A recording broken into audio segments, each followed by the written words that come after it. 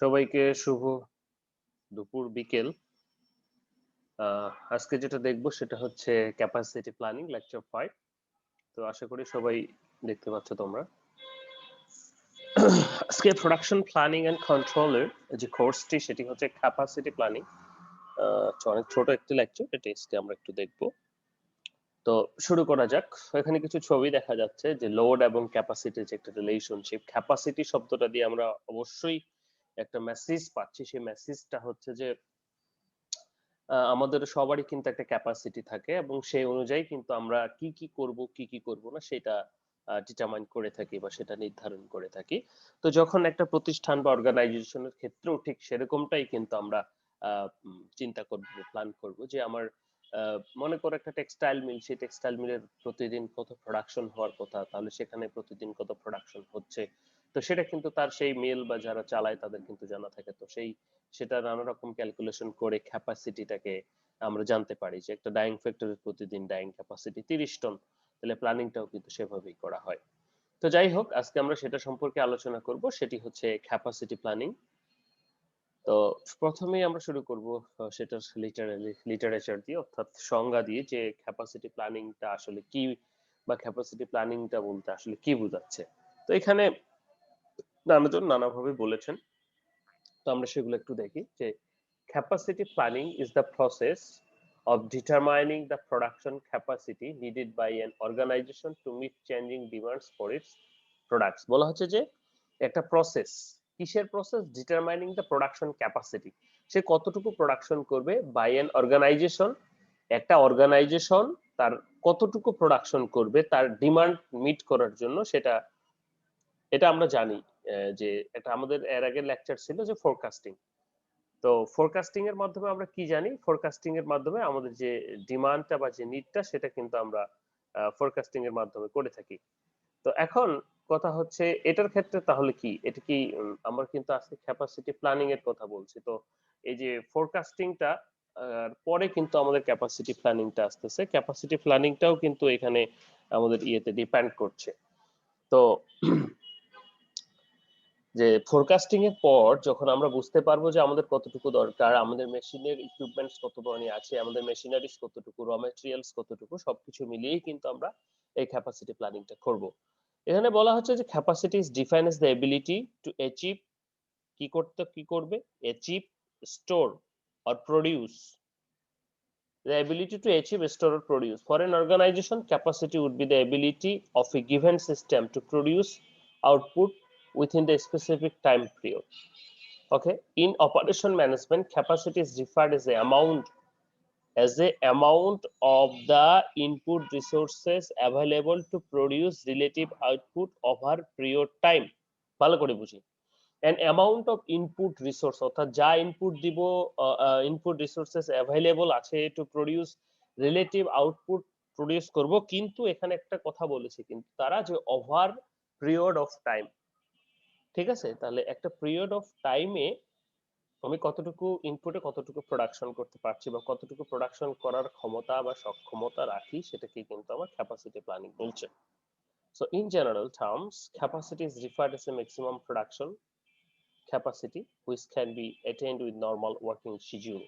তাহলে কি maximum production capacity? সেটা একটা ডাইং ফ্যাক্টরি হতে পারে, সেটা একটা গার্মেন্টস ফ্যাক্টরি হতে পারে, যে কত পিস শার্ট তারা ম্যাক্সিমাম দিনে তৈরি করতে পারেন, সেটা তাদের capacity, maximum capacity. Okay, so capacity planning is essential to determine the optimization utilization of resource and plays an important role to decision making process, for example extension operation. তো শুধুমাত্র দেখো, মনে করো যে আমরা যখন বায়ারকে ডেট দেই, তো তখন কিন্তু আমরা আমাদের সক্ষমতার উপর বিবেচনা করি কিন্তু বায়ারকে একটা টেন্টেটিভ ডেট দেই, তাই না? একটা তো এই ফোরকাস্টিং করে বা যারা এই ধরনের বাজারে মার্কেট প্রোডাক্ট আনতেছে, তারাও কিন্তু এই ক্যাপাসিটি প্ল্যানিংটা করে, যে তাদের ফোরকাস্টিং এত টন এতগুলো আসলো, তাহলে সেই এতগুলো বা এত টন গুলো আসলে কতদিন উৎপাদন করবে বা কিভাবে উৎপাদন করতে পারবে, সেটাকেই কিন্তু বোঝাচ্ছে ক্যাপাসিটি প্ল্যানিং।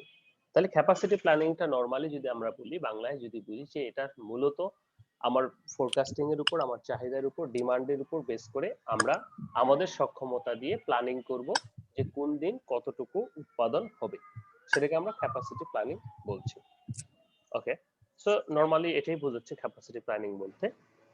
এরপরে তো সেটার একটা এক্সাম্পল দেওয়া আছে, যেমন এখানে বলা হচ্ছে an example of this when a firm has 20 employee মনে করো আছে that work like 20 hours a week, 20 ঘন্টা করে কাজ করে, then the firm has 400 weekly working capacity, তাহলে যদি 20 ঘন্টা করে 20 জন কাজ করে তাহলে উইকলি কতটুকু হবে, ধরে নিলাম সেটা 400।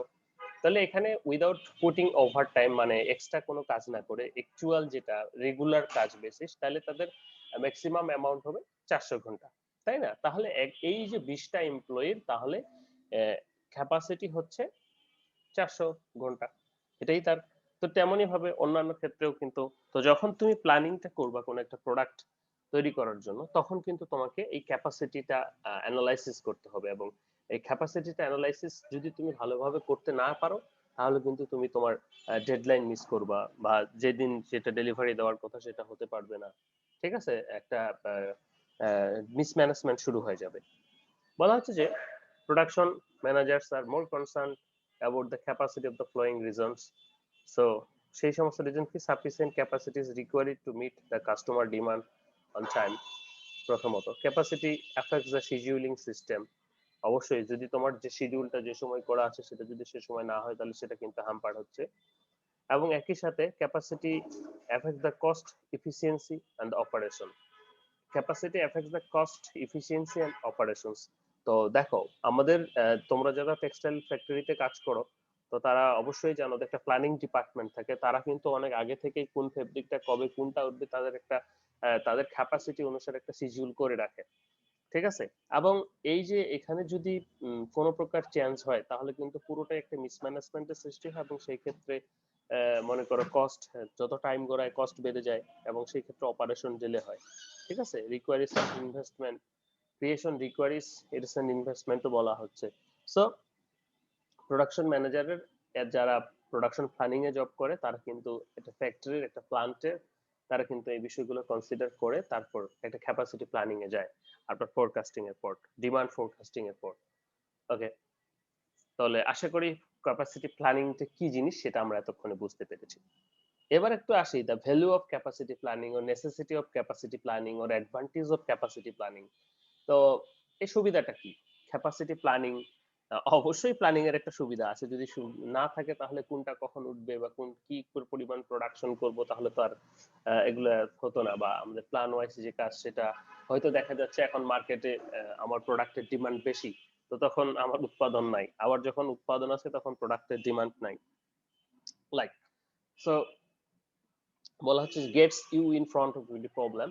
তো তোমার তো প্রবলেমের সামনে তোমাকে খাড়া করাচ্ছে, অর্থাৎ এখানে সামনাসামনি তোমার যে প্রবলেম বা অবস্টাকেল গুলো আসতেছে সেগুলোকে তুমি হ্যান্ডেল করতে পারছো। বলা হচ্ছে যে যেমন কি appears that unfortunate risk going over budget at the same time allowing you to predict what can be accomplished in a certain time frame and being able to say how much capacity you have in being able to predict and can be done।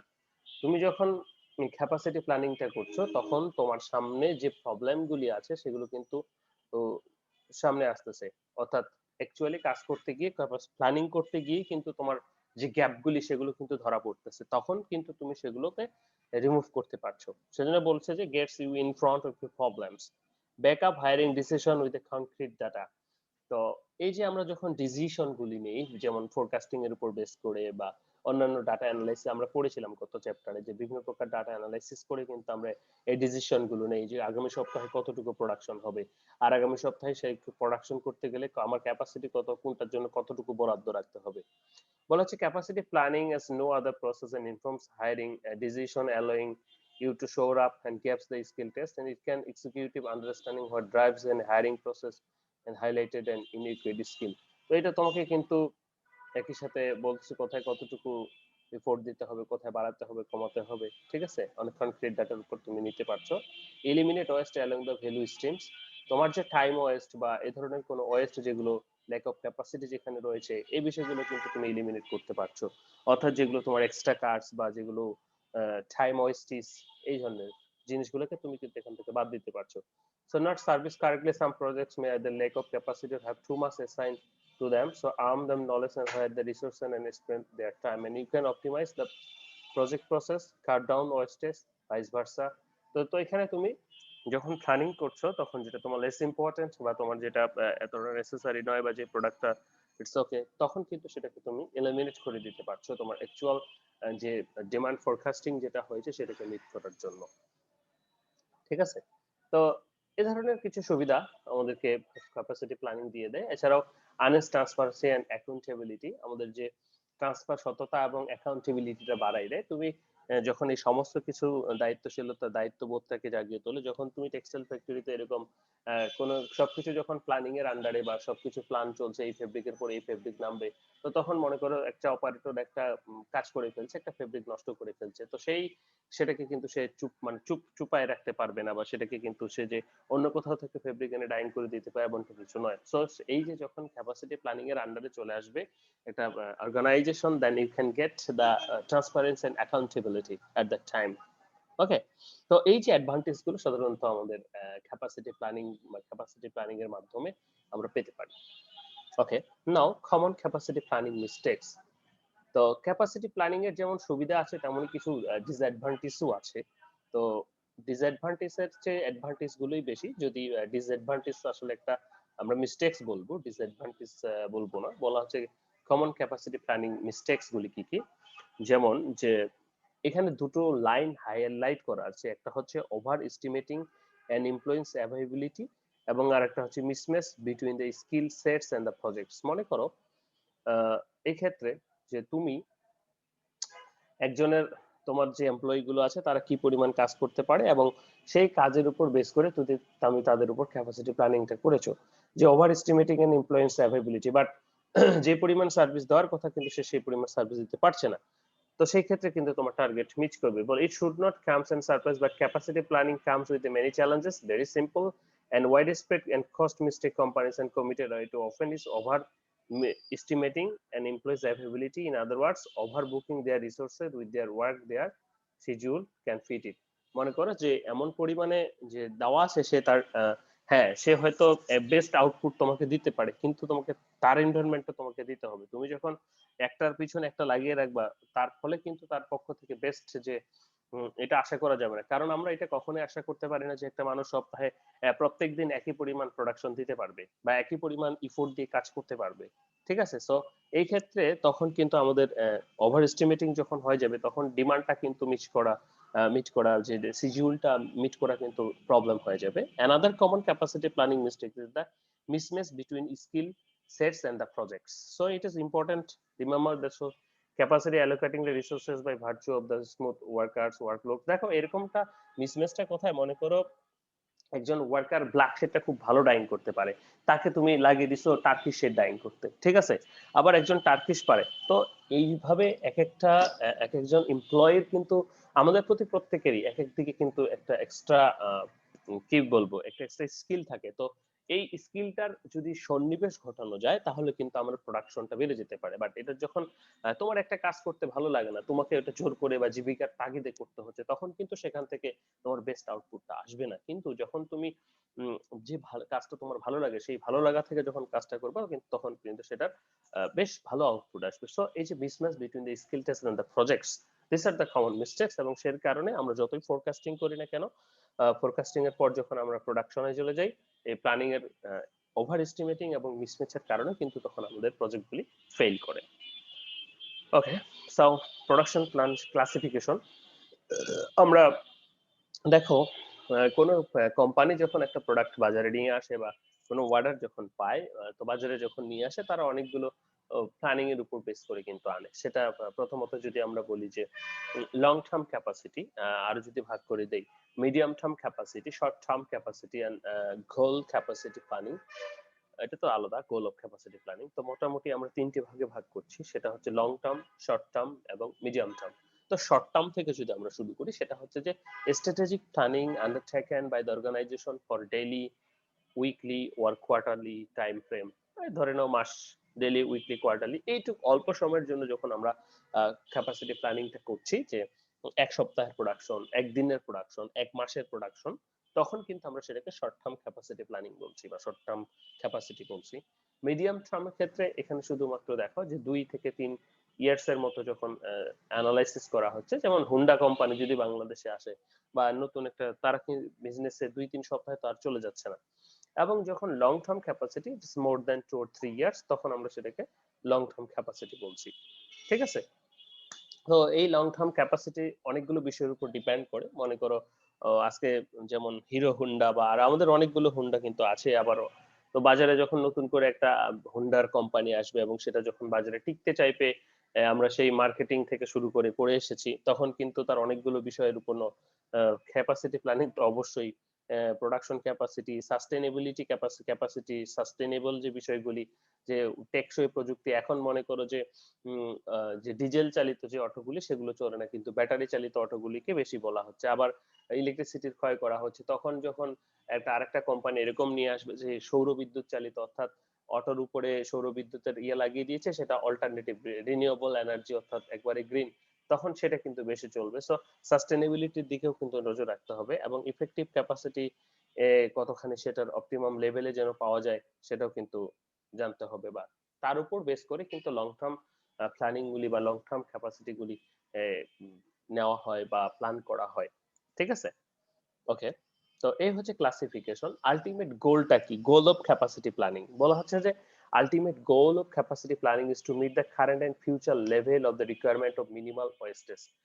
উদ্দেশ্যটা হচ্ছে, দেখাও, তোমার তুমি একটা রিজিয়নে বাস করো, সেখানে তুমি উম, একটা মানে এক প্রকার কফি খাও, তুমি সেই কফিটা অন্য একটা ব্র্যান্ডের, সেটা তুমি চাচ্ছ পাচ্ছ না। এখন আলটিমেট গোলটা কি ক্যাপাসিটি প্ল্যানিং এর হচ্ছে যে কারেন্ট এন্ড ফিউচার, বর্তমান এবং ফিউচারে যে ধরনের রিকোয়ারমেন্টস হবে সেটাকে মিট করা উইথ মিনিমাম ওয়েস্টেজ, মিনিমাম কস্টে। ঠিক আছে?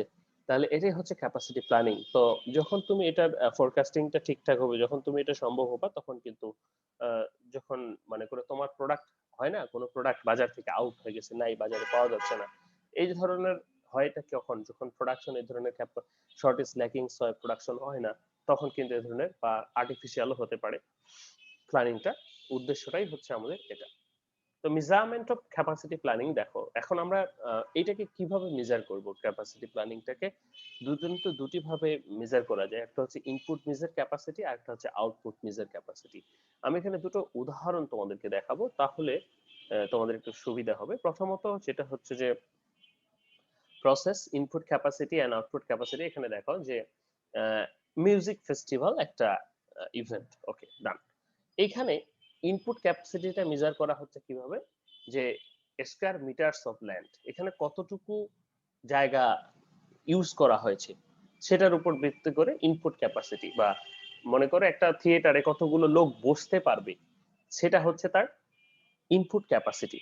ওকে, একটা হল, সিনেমা হল, সেখানে মনে করো 500 লোক বসতে পারবে, সেটা হচ্ছে তার ইনপুট ক্যাপাসিটি। আউটপুট ক্যাপাসিটিটা কি, কতগুলো ফিল আপ হয়েছে, সেটা হচ্ছে তার আউটপুট ক্যাপাসিটি মেজার। ঠিক আছে? তারপরে যেমন রুমের ক্ষেত্রে কতগুলো অ্যাভাইলেবল আছে, কতগুলো নাম্বার অফ গেস্ট পার উইকে আসে। কার ম্যানুফ্যাকচারিং এর ক্ষেত্রে মেশিন ক্যাপাসিটি কতগুলো, আর এটার প্রোডাকশন কতগুলো। ঠিক আছে? প্ল্যান্টের ক্ষেত্রে। সো আমরা যদি আগে থেকে ফিরে যাই, তাহলে ইনপুট মেজার বলা হচ্ছে ক্যাপাসিটি, ইনপুট দিয়ে মেজার করব ক্যাপাসিটিটাকে, আর একটা হচ্ছে আউটপুট দিয়ে মেজার করব ক্যাপাসিটিটাকে। সো এখানে আমরা একটু যদি দেখি, বলা হচ্ছে যে when using input measure capacity the measure selected is defined by the key input into the process। আমি কতটুকু ইনপুট ম্যাটেরিয়াল প্রসেসে দিচ্ছি সেটার উপর বেস করে আমরা ইনপুট মেজার ক্যাপাসিটিটাকে অ্যানালাইসিস করি। So where the provision of the capacity is fixed and it is often easier to measure the capacity by inputs, for example rooms availability in a hotel or seats or conference venue। এটা হচ্ছে কতগুলো আছে input, আর যখন কতগুলো লোক আসছে, ভর্তি হয়েছে, সেটা হচ্ছে আউটপুট মেজার ক্যাপাসিটি। অর্থাৎ আমরা দুই ভাবে করতে পারি, ইনপুট ম্যাটেরিয়ালের উপর বেস করে, আর একটা হচ্ছে আউটপুট ম্যাটেরিয়ালের উপর বেস করে। যেমন the output measure count the finished unit from the process such as mobile phones produced in a day or car manufacturing per a week। এগুলো হচ্ছে কতগুলো সে উৎপাদন করতে পারছে। তাহলে এটার ইনপুট ক্যাপাসিটিটা কিভাবে, সে কতগুলো পার্টস আমদানি করছে, কতগুলো পার্টস আমদানি করছে, সেটা হচ্ছে ইনপুট ম্যাটেরিয়াল। একটা কার ম্যানুফ্যাকচারিং কোম্পানি যখন সেটা অ্যাসেম্বলি করতেছে কতগুলো পার সপ্তাহে, সেটা হচ্ছে তার আউটপুট মেজার ক্যাপাসিটি। ওকে, তো এটার করে করা হয়। তারপরে হচ্ছে যে ইনপুট গেল, অর্থাৎ কিভাবে ক্যাপাসিটিটাকে মেজার করব। ঠিক আছে, তাহলে আমরা কতগুলো র মেটেরিয়ালস দিয়ে কতগুলো নুডলস বানালাম এবং কতগুলো বিক্রি হলো, সেটা হচ্ছে আউটপুট ক্যাপাসিটি, ইনপুট ক্যাপাসিটি। ওকে, তাহলে ক্যাপাসিটিকে এখানে আমরা একটা সংজ্ঞায় সংজ্ঞায়িত করা হচ্ছে, যেটা বলা হচ্ছে যে time available by time of task. তাহলে ক্যাপাসিটির ডেফিনেশনে আমরা এইভাবে বলতেছি যে আমাদের নির্দিষ্ট সময়ে কতটুকু কাজ করা হয়েছে সেটাকে আমরা ক্যাপাসিটি বলতেছি, যে 24 ঘন্টার ভিতরে আর কত ঘন্টা। ফর এক্সাম্পল দেখো, a service provider works on 8 hours a day and takes 2 tiffin minutes of coffee breaks and has a half hour lunch break। তাহলে 1 ঘন্টা চলে গেল, তাহলে 8 ঘন্টা থেকে আর 7 ঘন্টা।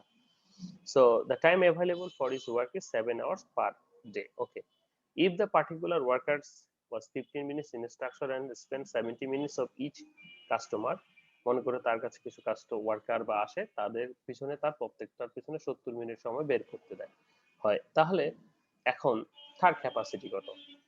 তাহলে তার ক্যাপাসিটি কত সেটা বের করার জন্য দেখো 7 আওয়ার পার ডে ইফেক্টিভটা ইনটু 60 মিনিট, কত পার আওয়ার 60 মিনিটে হয়, তাহলে আমাদের এখানে স্পেন্ড সে প্রতিটার পিছনে কত মিনিট করে, 70 মিনিট, আমরা মিনিট বের করতেছি ইনটু 5, 5 দিন, তাহলে 30 ক্লায়েন্টস পার উইক, অর্থাৎ তার ক্যাপাসিটিটা কত সেটা আমরা ক্যালকুলেট করছি ওয়েস্টেজটা বাদ দিয়ে। এবার আসো ডিজাইন মেজার অফ ক্যাপাসিটির ভিতরে আমরা এখন একটু টাইপস বলবো, যে কিভাবে ডিজাইনটা করব বা টাইপসটা করব। ডিজাইন ক্যাপাসিটি, দেখো আমার কোন একটা প্ল্যান্টের ডিজাইনের উপর বেস করে আমরা ক্যাপাসিটিটাকে অ্যানালাইসিস করতে পারি বা মেজার করতে পারি। বলা হচ্ছে যে design capacity is facility the planet or engineering rate of output or goods service and normal full scale operation condition. For example, the design capacity of a cement plant is 150 tons per day. The design capacity sugar plant 115 ton, যেমন একটা dyeing factory 30 ton. অর্থাৎ design অর্থাৎ machine কিরকম আছে সেটার উপর base করে আমরা বলতেছি যে ক্যাপাসিটিটাকে নির্ধারণ করা হয়, সেটা হচ্ছে ডিজাইন ক্যাপাসিটি। ওকে, আরেকটা হচ্ছে সিস্টেম ক্যাপাসিটি। সিস্টেম ক্যাপাসিটিটা কি? বলা হচ্ছে যে system capacity is the maximum output of a specific product or product mix system of the worker and machine capable of producing an integrated whole, and system capacity less than capacity because limitation, product mix, quality, specification, breakdown, etc. দেখো design ক্যাপাসিটিটা হিসাব করা হচ্ছে যে আমাদের কতগুলো plant আছে বা কতগুলো ডাইং মেশিন আছে, সেই ডাইং মেশিন গুলো কতগুলো প্রোডাকশন দিতে পারে। কিন্তু সিস্টেম ক্যাপাসিটিটা এখানে বলছে যে স্পেসিফিক প্রোডাক্ট, এখানে আমাদের দেখো আমরা তো শুধুমাত্র ডাইং এ বললাম যে এত টন, কিন্তু সিস্টেমে কি চলে আসতেছে, এটার এই সমস্যা, এটা এই কালার, এই কালার পর এই কালার দেওয়া যাবে না, এই যে কিছু লিমিটেশন। তো এই ক্ষেত্রে সিস্টেম ক্যাপাসিটিটা কিন্তু আমাদের আমাদের যে ক্যালকুলেটেড ক্যাপাসিটি ডিজাইন ক্যাপাসিটি সেটা হয় না। বলা হচ্ছে সেজন্য system capacity is less than the design capacity because এই কই গেল, because limitation of product mix, নানা প্রকার, মনে করো একটা এইচএনএল উঠাইতে হবে, একটা মনে করো সিএনএ উঠাইতে হবে,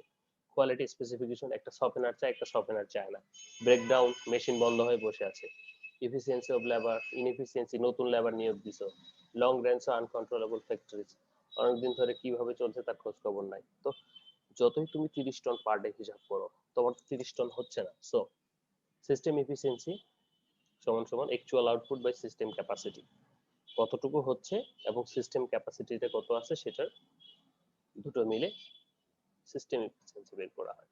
ওকে, তাহলে একটা গেল ডিজাইন অনুসারে, ফ্যাক্টরি ডিজাইন অনুসারে, একটা হচ্ছে সিস্টেম ক্যাপাসিটি অর্থাৎ সিস্টেম প্রসিডিউর। এরপরে যদি আমরা বলি আর কয়েকটি ভাগে ভাগ করা হয়েছে। ইনস্টলেড ক্যাপাসিটি, বলা হচ্ছে যে the capacity provided at the time of installation plant is installed capacity. দেখো একবার প্রথমে যখন আমরা কোনো একটা ফ্যাক্টরি ইনস্টল করি, সেই সময়ে মনে করো 10টা নতুন ডাইং মেশিন এনেছে, সবগুলোই হচ্ছে কত 10 10 1000 কেজি করে, তাহলে টোটাল হিসাব করো, তাহলে এটা হচ্ছে ইনস্টলের ক্যাপাসিটি। তখন এটাই কিনতে হবে, কিন্তু আস্তে আস্তে যত দিন যাবে তখন কি এটা হবে মেশিনের ডেপ্রিসিয়েশন বাড়বে, মেশিন নষ্ট হবে, হয়তো কোনো মেশিনে যাবে না, আর মেশিন পুরাতন হলে যে 100% ক্যাপাসিটি সেটাও তো সে পারবে না। ওকে, rated capacity based on the highest production rate established by actual trial is referred as rated capacity।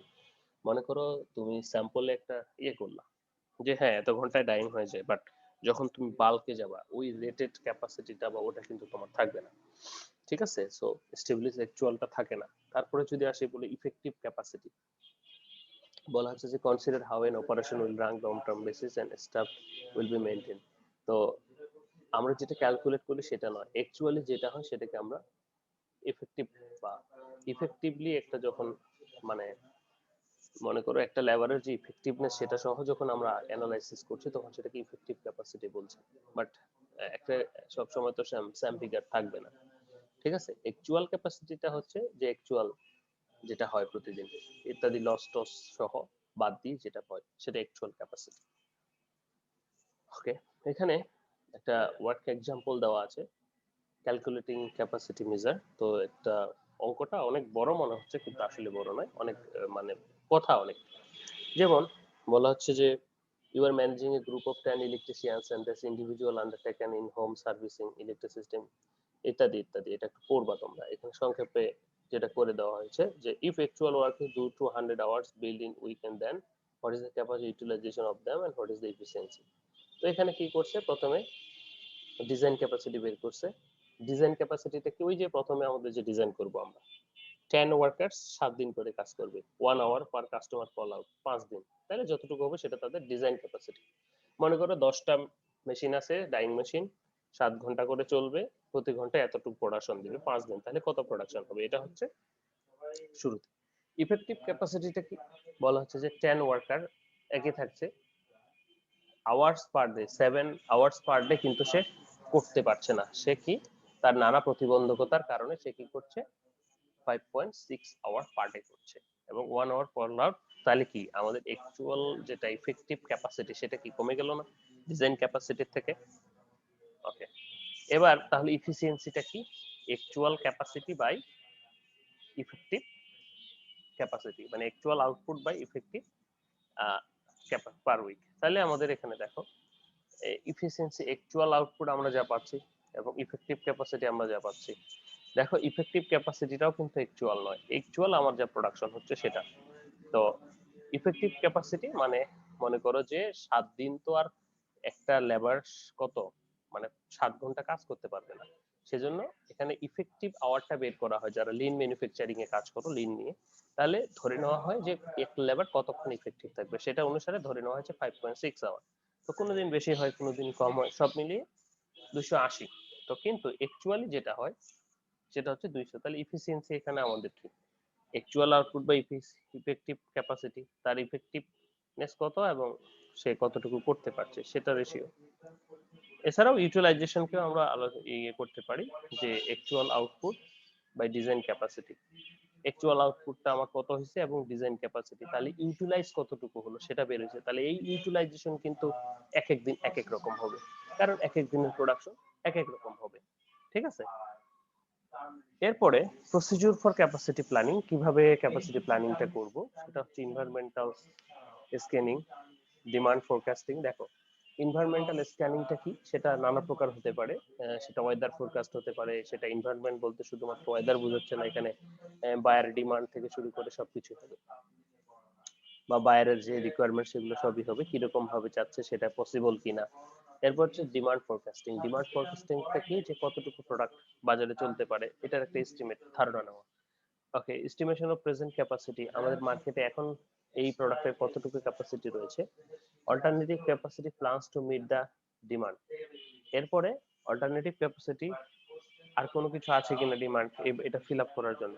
তারপর হচ্ছে quantitative and economic analysis of various plans.